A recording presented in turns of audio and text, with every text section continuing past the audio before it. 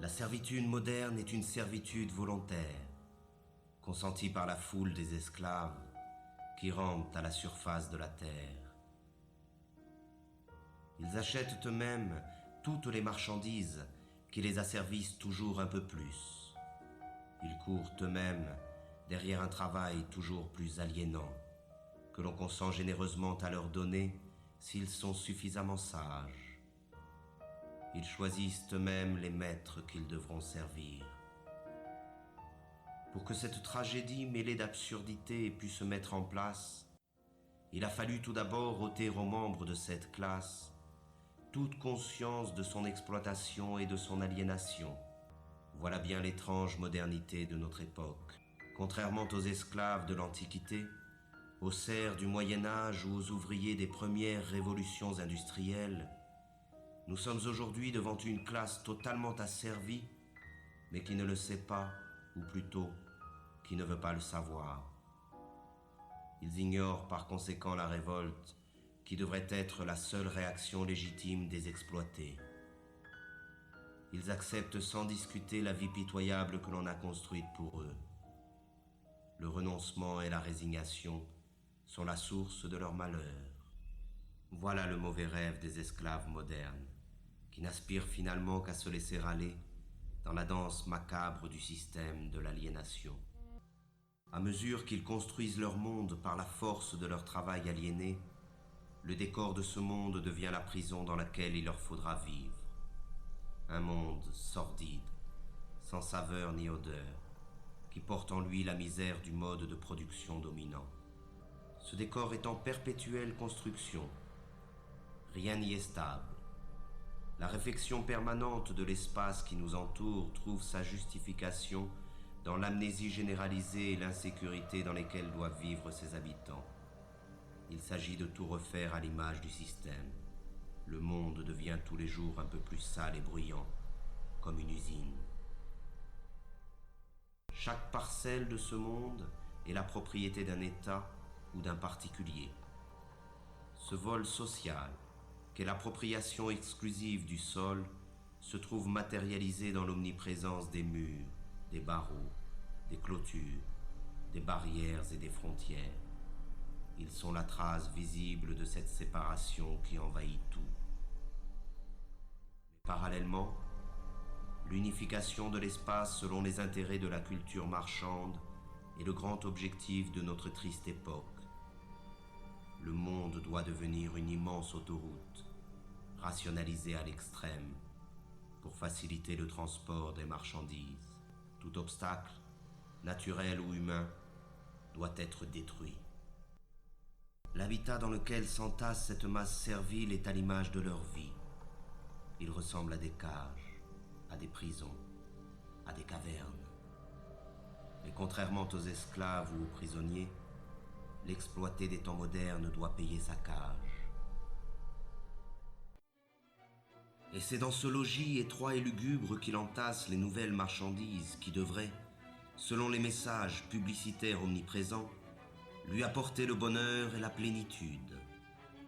Mais plus il accumule des marchandises, et plus la possibilité d'accéder un jour au bonheur s'éloigne de lui.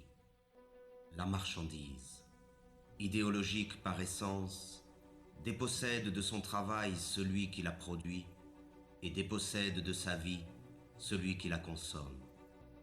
Dans le système économique dominant, ce n'est plus la demande qui conditionne l'offre, mais l'offre qui détermine la demande.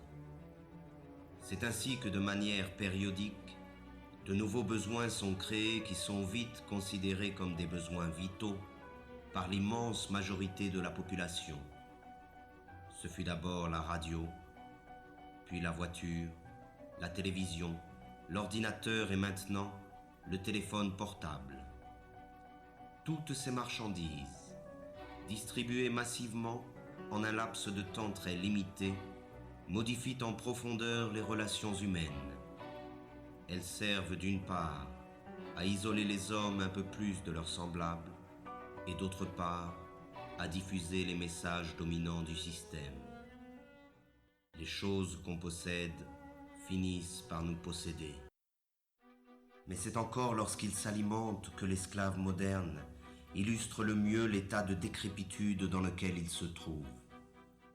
Disposant d'un temps toujours plus limité pour préparer la nourriture qu'il ingurgite, il en est réduit à consommer à la va-vite ce que l'industrie agrochimique produit. Il erre dans les supermarchés à la recherche des ersatz que la société de la fausse abondance consent à lui donner. Là encore, il n'a plus que l'illusion du choix. L'abondance des produits alimentaires ne dissimule que leur dégradation et leur falsification. Il ne s'agit bien notoirement que d'organismes génétiquement modifiés, d'un mélange de colorants et de conservateurs, de pesticides, d'hormones et autres inventions de la modernité. Le plaisir immédiat est la règle du mode d'alimentation dominant, de même qu'il est la règle de toutes les formes de consommation. Et les conséquences sont là qui illustrent cette manière de s'alimenter. Mais c'est face au dénuement du plus grand nombre que l'homme occidental se réjouit de sa position et de sa consommation frénétique. Pourtant, la misère est partout où règne la société totalitaire marchande. Le manque est le revers de la médaille de la fausse abondance. Et dans un système qui érige l'inégalité comme critère de progrès, même si la production agrochimique est suffisante pour nourrir la totalité de la population mondiale, la faim ne devra jamais disparaître. L'autre conséquence de la fausse abondance alimentaire est la généralisation des usines concentrationnaires et l'extermination massive et barbare des espèces qui servent à nourrir les esclaves. Là se trouve l'essence même du mode de production dominant. La vie et l'humanité ne résistent pas face au désir de profit de quelques-uns. Le pillage des ressources de la planète, l'abondante production d'énergie ou de marchandises, les rejets et autres déchets de la consommation ostentatoire hypothèquent gravement les chances de survie de notre Terre et des espèces qui la peuplent. Mais pour laisser libre cours au capitalisme sauvage, la croissance ne doit jamais s'arrêter. Il faut produire, produire et reproduire encore. Et ce sont les mêmes pollueurs qui se présentent aujourd'hui comme les sauveurs potentiels de la planète. Ces imbéciles du show business subventionnés par les firmes multinationales essaient de nous convaincre qu'un simple changement de nos habitudes de vie suffirait à sauver la planète du désastre. Et pendant qu'ils nous culpabilisent, ils continuent à polluer sans cesse notre environnement et notre esprit. Ces pauvres thèses pseudo-écologiques sont reprises en chœur par tous les politiciens véreux à court de slogans publicitaires. Mais ils se gardent bien de proposer un changement radical dans le système de production. Il s'agit comme toujours de changer quelques détails pour que tout puisse rester comme avant. Mais pour rentrer dans la ronde de la consommation frénétique, il faut de l'argent. Et pour avoir de l'argent, il faut travailler, c'est-à-dire se vendre. Le système dominant a fait du travail sa principale valeur. Et les esclaves doivent travailler toujours plus pour payer à crédit leur vie misérable. Ils s'épuisent dans le travail, perdent la plus grande part de leur force vitale et subissent les pires humiliations. Ils passent toute leur vie à une activité fatigante et ennuyeuse pour le profit de quelques-uns. L'invention du chômage moderne est là pour les effrayer et les faire remercier sans cesse le pouvoir de se montrer généreux avec eux. Que pourraient-ils bien faire sans cette torture qu'est le travail? Et ce sont ces activités aliénantes que l'on présente comme une libération. Quelle déchéance et quelle misère! Toujours pressés par le chronomètre ou par le fouet, chaque geste des esclaves est calculé afin d'augmenter la productivité.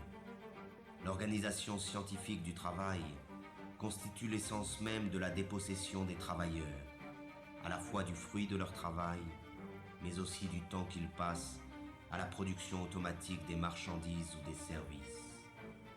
Le rôle du travailleur se confond avec celui d'une machine dans les usines, avec celui d'un ordinateur dans les bureaux. Le temps perdu ne revient plus. Ainsi, chaque travailleur est assigné à une tâche répétitive, qu'elle soit intellectuelle ou physique. Il est spécialiste dans son domaine de production. Cette spécialisation se retrouve à l'échelle de la planète dans le cadre de la Division internationale du travail. On conçoit en Occident, on produit en Asie et l'on meurt en Afrique. L'esclave moderne aurait pu se contenter de sa servitude au travail.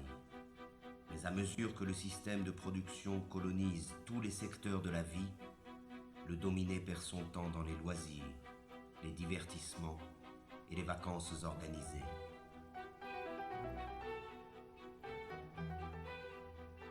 Aucun moment de son quotidien n'échappe à l'emprise du système. Chaque instant de sa vie a été envahi. C'est un esclave à temps plein. La dégradation généralisée de son environnement, de l'air qu'il respire et de la nourriture qu'il consomme, le stress de ses conditions de travail et de l'ensemble de sa vie sociale sont à l'origine des nouvelles maladies de l'esclave moderne.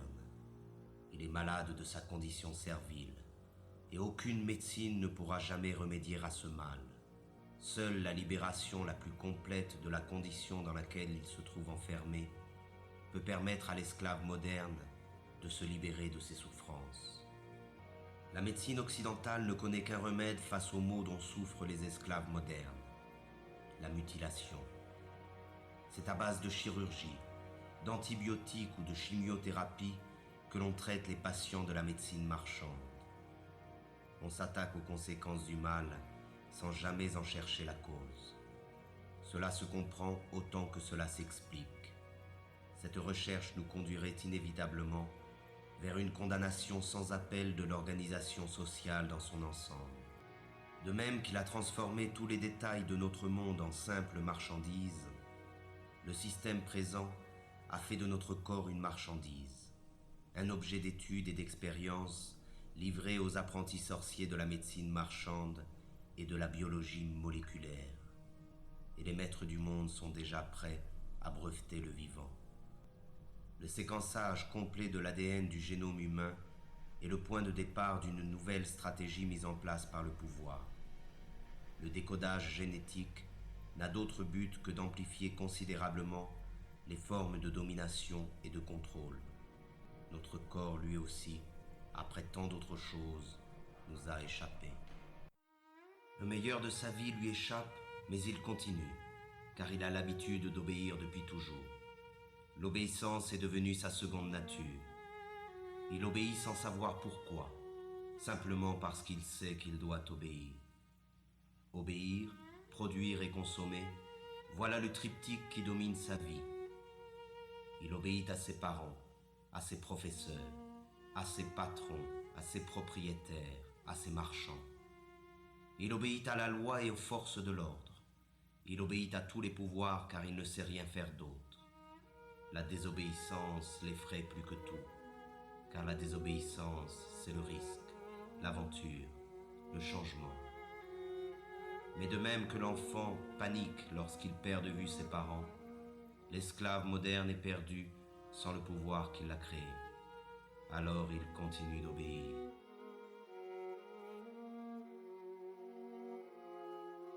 C'est la peur qui a fait de nous des esclaves et qui nous maintient dans cette condition. Nous nous courbons devant les maîtres du monde et leur police. Nous acceptons cette vie d'humiliation et de misère par crainte. Nous disposons pourtant de la force du nombre face à cette minorité qui gouverne. Leur force à eux, ils ne la retirent pas de leur police, mais bien de notre consentement.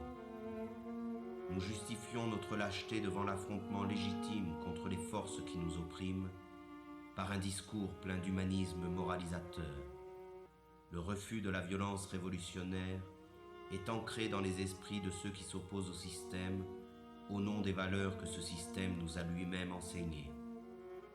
Mais le pouvoir, lui, n'hésite jamais à utiliser la violence quand il s'agit de conserver son hégémonie. Pourtant, il y a encore des individus qui échappent au contrôle des consciences, mais ils sont sous surveillance. Toute forme de rébellion ou de résistance est de fait assimilée à une activité déviante ou terroriste. La liberté n'existe que pour ceux qui défendent les impératifs marchands. L'opposition réelle au système dominant est désormais totalement clandestine. Pour ses opposants, la répression est la règle en usage. Et le silence de la majorité des esclaves face à cette répression trouve sa justification dans l'aspiration médiatique et politique à nier le conflit qui existe dans la société réelle. Comme tous les êtres opprimés de l'histoire, l'esclave moderne a besoin de sa mystique et de son Dieu pour anesthésier le mal qui le tourmente et la souffrance qui l'accable. Mais ce nouveau Dieu, auquel il a livré son âme, n'est rien d'autre que le néant, un bout de papier, un numéro qui n'a de sens que parce que tout le monde a décidé de lui en donner. C'est pour ce nouveau Dieu qu'il étudie, qu'il travaille, qu'il se bat et qu'il se vend. C'est pour ce nouveau Dieu qu'il a abandonné toute valeur et qu'il est prêt à faire n'importe quoi. Il croit qu'en possédant beaucoup d'argent, il se libérera des contraintes dans lesquelles il se trouve enfermé, comme si la possession allait de pair avec la liberté. La libération est une ascèse qui provient de la maîtrise de soi.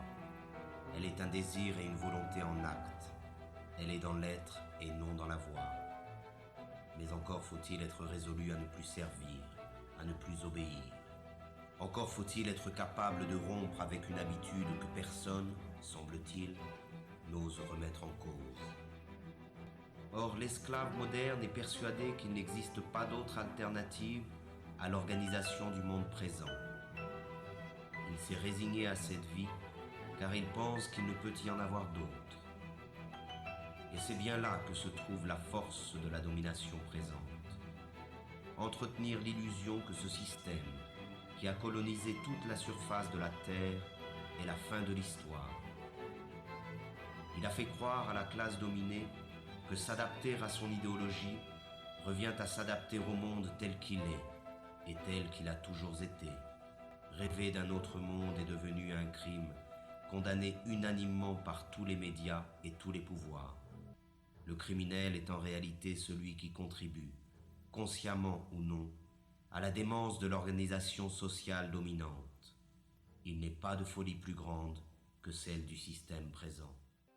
Devant la désolation du monde réel, il s'agit pour le système de coloniser l'ensemble de la conscience des esclaves.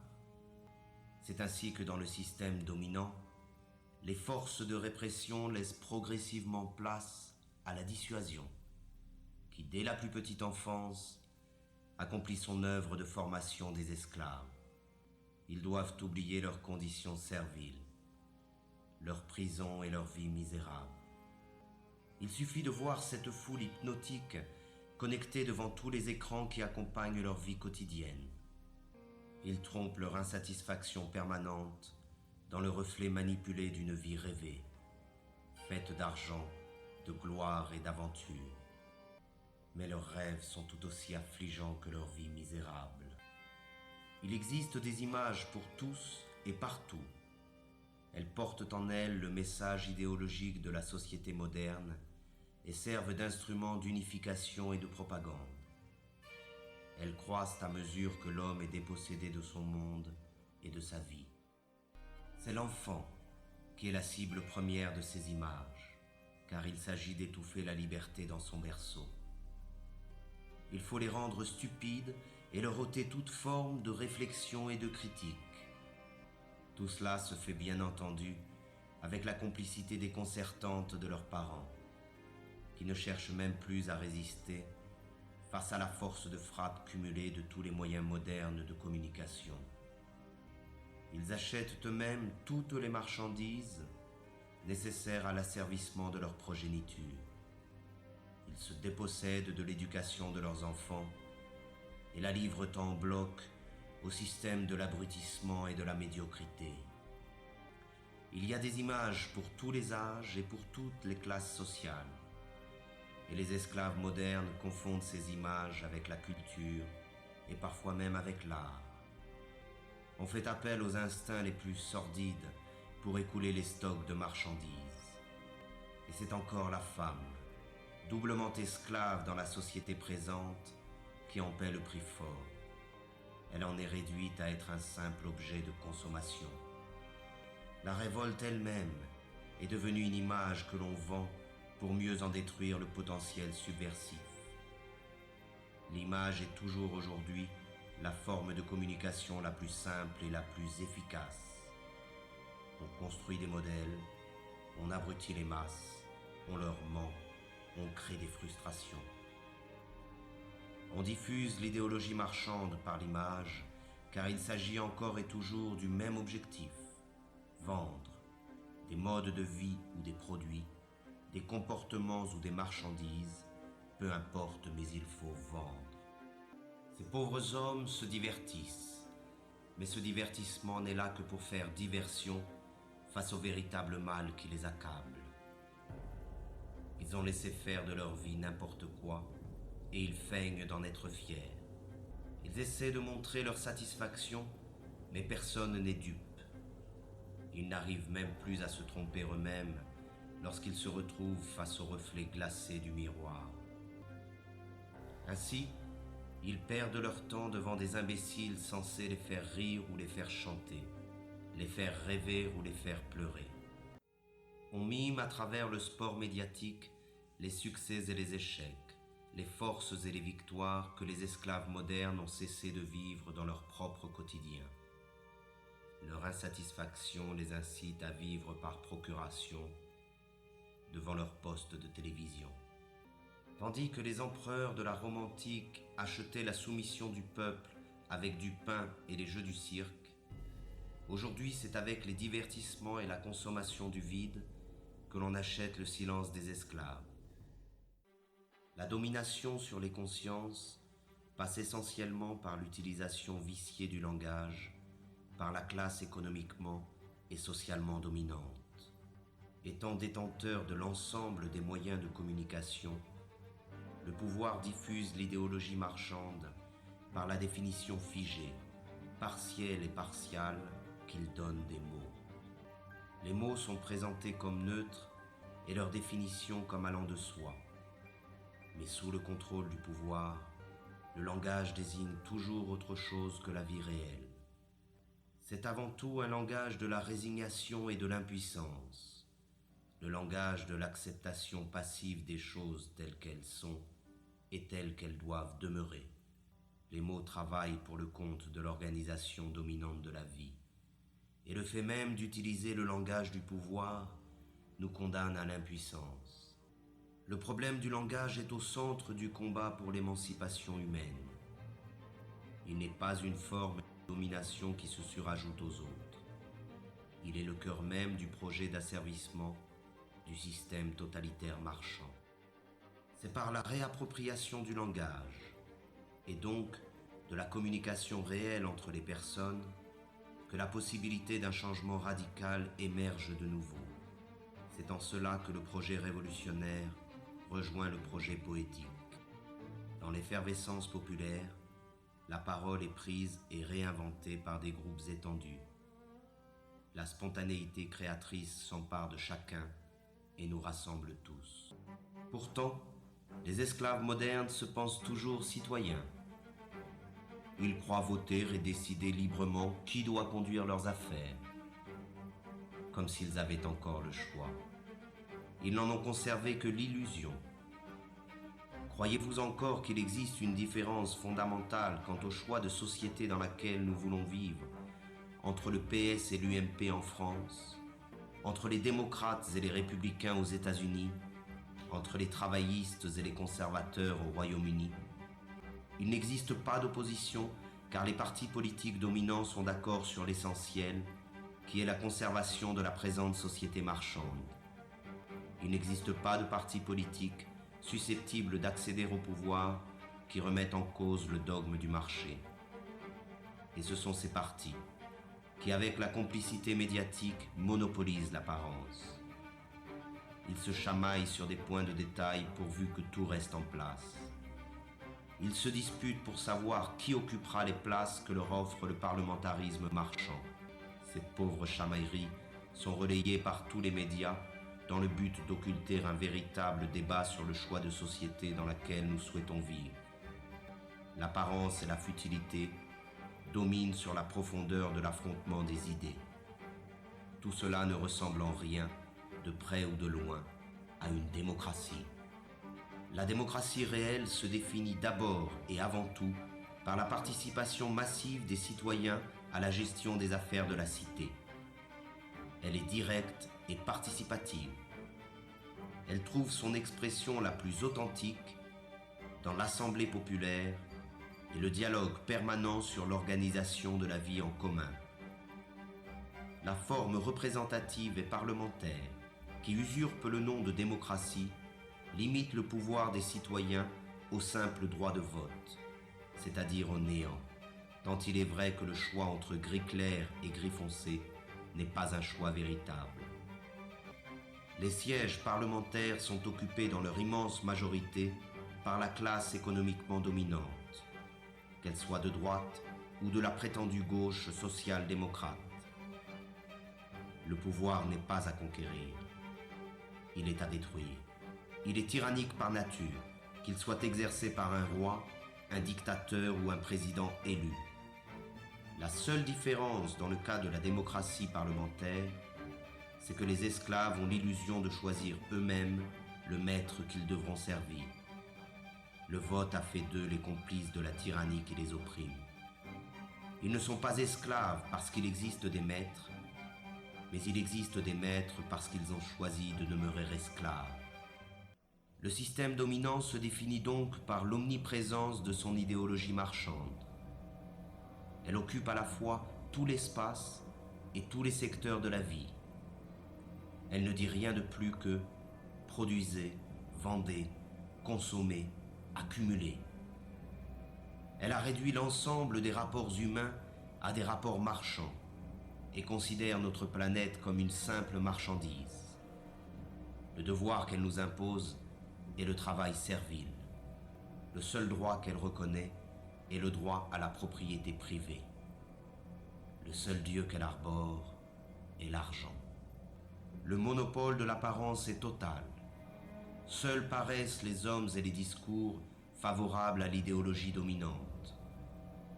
La critique de ce monde est noyée dans le flot médiatique qui détermine ce qui est bien et ce qui est mal, ce que l'on peut voir et ce que l'on ne peut pas voir.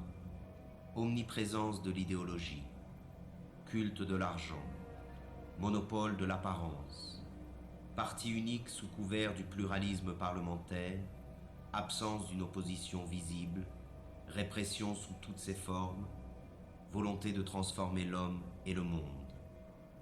Voilà le visage réel du totalitarisme moderne, que l'on appelle démocratie libérale, mais qu'il faut maintenant appeler par son nom véritable, le système totalitaire marchand. L'homme, la société et l'ensemble de notre planète sont au service de cette idéologie. Le système totalitaire marchand a donc réalisé ce qu'aucun totalitarisme n'avait pu faire avant lui, unifier le monde à son image. Aujourd'hui, il n'y a plus d'exil possible.